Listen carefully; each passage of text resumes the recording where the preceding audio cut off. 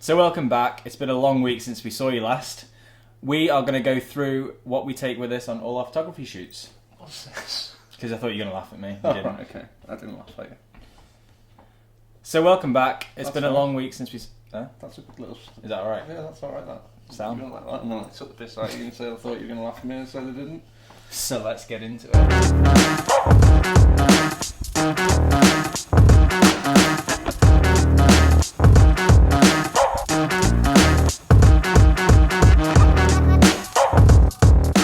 So essentially what we're going to show you today is what's in our bag. We take 3 bags to literally every shoot, don't we? Well, photography bags, should I say, not video bags. We have multiple video bags, but we take 3 photography bags to every shoot. So I'll start from small and end up on the big one. So the first bag is essentially just a little f-stop camera bag, but what I use it for, or what we use it for, is our cleaning and maintenance. So cleaning fluid, we use the muck off stuff. We found it. It was an AX, wasn't it? An AX thing. We I think muck off was sponsoring the event, and we got some stuff, and it cleans cameras and lenses So up a well. treat. It's such a good camera cleaner. Absolutely treat. Little odd bits that I don't really use that much, but I always like to just have them with me. It's like a bit of a comfort blanket. My filters, of course, always a cloth. The essential maintenance EDC case, Which you've seen before on this channel. Yeah, you saw the small version of yours. Yeah, so this is actually my EDC case with all camera tools and everything else in. Waterproof. What did you say? Accessories, cleaning, maintenance. These bags were epic. On F-Stop, we bought them like years ago, and they were on offer for like $20 or something. It wasn't even that. I think it was like $10. Was it? Yeah, it was ridiculously uber cheap, stupid but price. we bought like 3 or 4 of these things, and they just come in so much handy, don't they? So handy. You just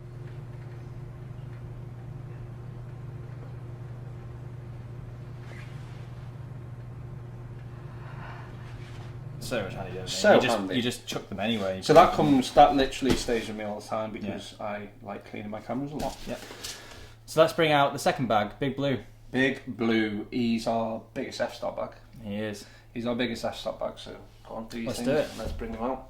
As you noticed, John's probably got a lot of Profoto gear here. Why? How come we got a lot of Profoto gear here, John boy? Years and years ago, I used to use Nikon speed flashes. I used to be literally Nikon everything, and then I needed a strobe. So that's this little baby here, and the batteries, and the little soft box, and the attachments. I got these for a sports shoot, and once you go Profoto, you never go back.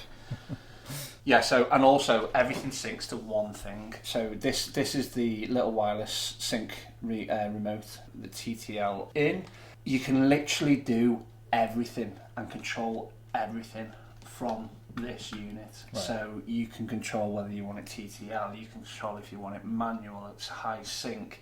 You can control the actual exposure, so how much light you want to come out of the flash and everything. And that doesn't just go to this. This also goes to the 2 A1s, which are just basically like speed lights, but they are very good. Yeah. Like, they're insane. They're I mean, so the good. shots that we managed to get, you know, even combining the strobe and the flash together, we've done some really cool stuff. Yeah, like that. Like, this is when we say we take 3 bags everywhere. If we go on like say a winch shoot, which is perfect because we went on one a couple of weeks ago. Yeah.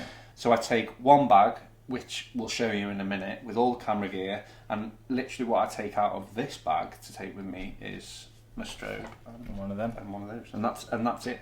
But lighting wise, I always like to be I like to be a bit of a Boy Scout and be prepared on what I'm going to need. And just like, for instance, this is a Nikon 105 prime lens. It's a macro lens. I'm not big into macro photography, so we never actually really use it. It's just there, isn't it? If It's you need just it. there It's if you got need an it. option. It's actually a really, really good portrait lens as well. It's a great little lens, but it's not a lens that we use every day. The other thing is the hold fast harness. I love that thing. Sam actually uses this more than me. You are a bit of a run and gun 2 camera guy, aren't you? Yeah. I'm more of a 1 camera guy, loads of lenses in a bag running around. When we're shooting the events, I would have 1 camera with a 7200, one camera with 24-70 on me, and then I'd have the gimbal on a stand. Yeah. And you got 3 cameras, boom, you're done. Yeah. Last but not least, probably one of the most important things that Very you much should so. be. Well, actually, it's the most important thing, isn't it? Yeah, without this, you ain't going anywhere. No, and I have been known to forget about it in the past, once or twice on the route down to Coventry. Oh, wow. So yeah, this is the f-stop accessory pouch. I think this is the large one. Inside here, you basically chargers. So all the chargers for every battery I need to charge, so I can charge on the go if need be. And then on the other side, multiple batteries for all my cameras. So D810, D4S. D5, D4S and D5 use the same battery, which is great. D10 uses one of these like E15 crap things. They are crap. You need to put a pound in the square box. And then the Profoto batteries for the A1. The other Profoto batteries are these babies, but they have their own little. Real good tip is to keep all your batteries in one box and one bag, because you can pull it out after a shoot. You've got your chargers in there, you've got your batteries, and you know what's what. Because if you've got batteries all over the place, you'll just end up losing them. So the first bag was shown. That's what you use for all your batteries, all your chargers, isn't it? So I use it. It's our maintenance and kit, and then you use it for all your batteries. Yeah. So that is the contents of Big Blue. Let's get the other bag out. Yeah. So our third bag is the Thinktank International version 3. We bought these for travelling, didn't we? Yeah, and we didn't think we were going to use them that much. We thought they were going to be used primarily for travelling purposes, but we have actually used these bags quite a lot. And this is no disregard to Thinktank. No. Now, it's an amazing bag, but we are quite... If there was an f-stop version of it, we probably would have... It'd be gone, yeah, it'd be gone. We would have got the f-stop version. But the Thinktank International, it's changed our lives. Not changed our lives, but it's changed the way we carry a lot of things. Yeah, it's really nice, really nice. So it's really cool. So let's get all the stuff out of that bag. Ready? 1, 2, 3. So here's all the camera gear out of the Thinktank. Yeah. Should we go through it? I think we should. So if you haven't already, go and check out our landscape photography tutorial, because you'll see a lot or some of this in that video, and we do also go into that, don't we? Yeah. So mainly in that video is the Trinity. There's 4 bits, 5, 6, 7 bits that weren't in there. So let's just start with, that's not the Trinity. No, I just pointed it out. It was that one, yeah. It's because they were in a line of 3. So let's start with the big guy, so I can get him out of the way, because he's massive. What a lens. Probably my favourite lens to shoot with. Well, not favourite lens to shoot with, because it's a telephoto lens. I was lacking a few years ago, and I went and made the big purchase, because it ain't cheap. This is a 300mm 2.8 VR Nikon lens, and it's just insane, isn't it? We'll flick some photos up now, just so you can see what it does to the quality. When we say quality of glass, this is probably probably the top, isn't it? But it's a big lens, it's a heavy lens, it's quite cumbersome, but like you say, like you saw in a bit of B-roll we did before, it just fits perfectly in the Thinktank. So the essentials: the 300mm, an amazing lens, and I use that a lot. I do use that a lot. So if you watch, like Sam said, if you watch the landscape tutorial, you would have seen the trinity of lenses, so I don't really have to go into it. It's just what's in the bag. So you've got the 70 to 200. That's been in the camera bag a long time, hasn't it? Massive long time, yeah. The Trinity lenses are go-to lenses, and the whole point of the Trinity lenses is that you've got, like we said in the tutorial, you've got from 14mm all the way up to 200mm, so you've just got every eventuation, and they're all 2.8. So 70 to 200, 2.8. Question. Just before you get into this, what's the reasoning that you have these on most of your cameras? I have these. So these little rubber little bits here are the wristbands. Like charity wristbands and stuff like that. You get them little rubber wristbands. Yeah. We should get Mantis ones, really. We should actually, yeah, that's sick. But these are all AX ones. So yeah, they're really, really grippy. I use them on my focusing ring, and it just small little thing, but it does make life easier, and I try and make everything easy. So 24 to 70, and then 70 to 200, and then this is the 14 to 24, which again, they're all really, really good lenses, all put 2.8, really do the job. And then another little beauty. I love this lens. I don't use this for sport though. No. That's the only thing. I do not use this for sport because it just isn't fast enough. It's not like, you put this against the 300 for speed, and this just hasn't got anything. It's like I don't know, it's like a horse and cart against a Porsche. It's totally different, but it is an amazing lens for portraiture, for lifestyle and everything else. So that has to come with me. And this is an 85mm 1.8 Nikon VR. So great. Going into cameras, I've got 3 cameras, but 2 that I take on every job with me. So again, in the landscape shoot, I had my D810, which is a really high megapixel. Now I take the D810 to jobs that we are shooting for publishing purposes. So if they want a banner, or they want to be putting something on a billboard or anything like that, I use the D810 because the megapixels, that helps when you do We've had things, blown up on the side of vans, haven't we? And it's not just side of vans. You go, down the M62, like 2 years ago when the Liverpool Horse Show was out, it was boom, it was everywhere. And the same with AX and Arena Cross, going down to Birmingham on the motorway, then massive billboards you see. And we had all the pictures plastered and videos as well. So the D810, that's the high megapixel. I do take that to shoot, but that stays in a different bag altogether because it's not really used that much. But these 2 babies are used all the time.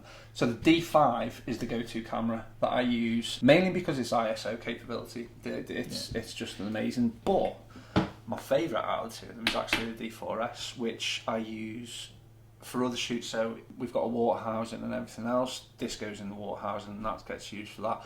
But they're both high frame pro DSLR cameras that at the minute, apart from this and maybe the Canon 1DX, they can't be rivaled. And they're just really, really good pieces of kit. If you want us to do a review on any of these cameras, and so you can learn more about the features that they have inside them, they've been out a few years now, but let us know in the comments. We'll do that because specific for our job, they're perfect. Yeah, I didn't change from the D5 to the D6 because there's actually not that much difference between them. Z9 that's coming out hopefully in 6 months or so. I don't think it's going to be out this year. They're going to test it at the 2021 Olympics and then it's going to come out after. We'll see about I think it's going to be 2022, but when we do get that, let's review it. Yeah. So these are the 2 cameras that I mainly go to. This is the main camera and this is like a backup. I'd always say to any professional photographer and someone that's shooting events or anything like that, always have a second body. Yeah. A third and a fourth if you can. If you've got the money, just do it because there's always things that go wrong with it. So that's the cameras, and then the tiny little essentials that come in here. My head torch, which I use a lot. That comes in so handy. so useful. My trigger stop. Yeah. This is a really, really, really simple trigger. You push the button, done. Yeah. It attaches it. I'm not into all these frilly. I've tried them. They're just so pointless. Oh, I just don't see the point to it. The only time I actually use an all-purpose, all dancing, all singing is when I'm doing time lapses. Yeah. And I use it as an intervalometer. The more complicated you make things, the more complicated your life is. Oh, it's going to be a nightmare on a shoot when you're trying to figure something out and there's 45 different buttons. You're like, oh god. Yeah. You just need to do things quick and easy and just keep it simple. So trigger, and then of course the hard case.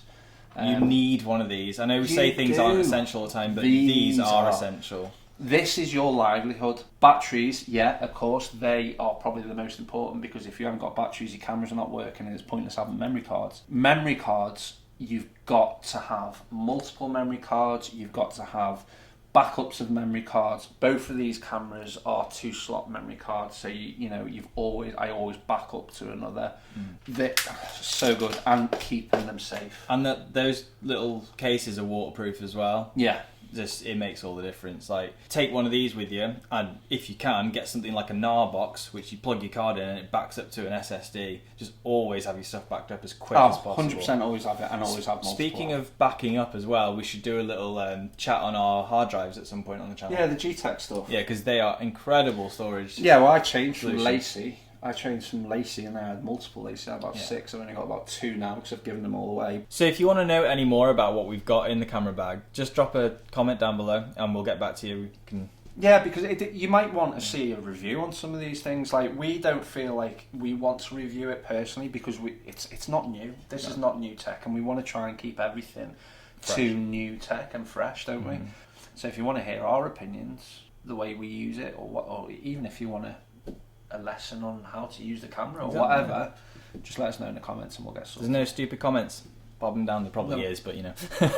So like we said at the start, these are our 3 bags that we primarily take literally on every shoot. We've got them 3 bags. So for instance, the water housing, that has its own little small 1510 pelly case, and then when we go travelling and we've got all the accessories and everything, because we can't take everything onto the plane, you know. No. It's just impossible to take everything onto a plane. Well, saving weight, talking about that, when travelling we always take a pelly box with us. So we've got we take our roll on, which we bought it for, the Thinktank, and then we'll have our computer bags, or our, you know, well, you've seen that, The nomadic you've seen our bags. nomadic bags. They are travel along, so they're what we take with us on the actual plane, because we never ever leave these babies in the hold. But the pelly cases are, like, they're invaluable, aren't they? Yeah, You they're know, so good. We've got a small 1510 which we keep the water housing in, which is for the D4S.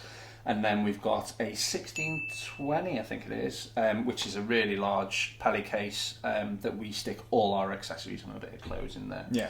And some new pelly cases are on the list to buy next, aren't they? So we shall bring them on the channel. Yeah, the 1615, it's pretty much the same size as the 1620, but it's a lot thinner, and it's the Air as well. So the pelly have 2 types of bags. They have the Air, which is really, really light, and then they have the everyday boxes, which like we've got at the minute, which is 1620, which is, it's heavy. And the difference, size wise, they're pretty much the same. There's not much size difference, internal size difference, but it's 4 kilos in weight difference. It's massive when you're travelling on a plane. When It's you're on gonna a save you so plane, much money. all planes now are below 32 kilos, and if you're going into Europe, they're even lower, even like less, 23, 26. So to get all your gear in and make sure you're underway is so hard to do. And so there we go. That is what is in 3 of the bags. If you want to see the water house, and let us know. And if you want to see the pelly boxes, again, let us know in the comments, and we will get them out and we'll do another little